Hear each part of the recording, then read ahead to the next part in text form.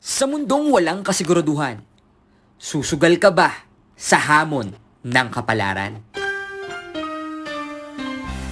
They said you wouldn't make it so far, and ever since they said it, it's been hard.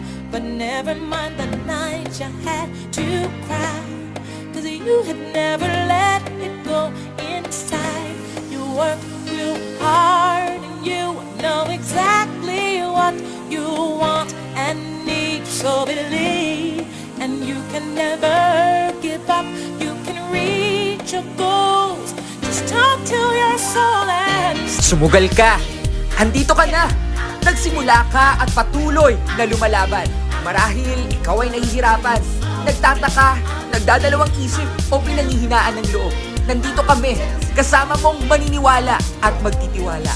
At sa darating na Pasko, masasabi mo rin na maraming salamat, Sun Life.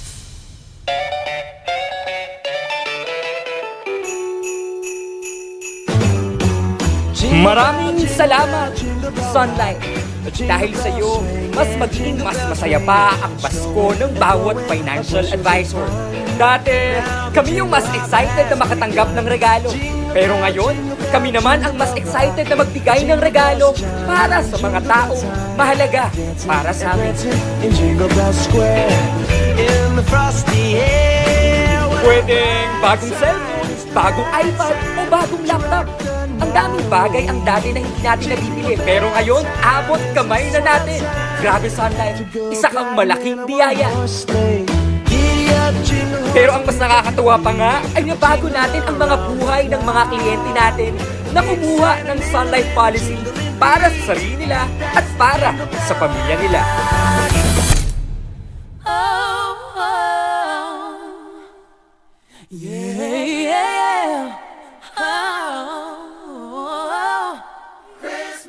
Maraming salamat, Sun Life, dahil wala kang pinipiling edad.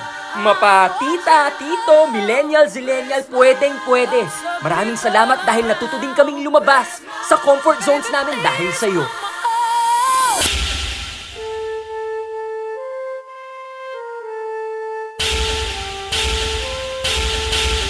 Maraming salamat, Sun Life, dahil wala kang pinipiling sexualidad. Lahat ay tanggap. Walang panghuhusga, walang pangungutya. Maraming salamat sa pagmamahal na totoo bilang isang pamilya. Sa totoo lang, hindi madaling maging financial advisor, pero wala namang madaling trabaho.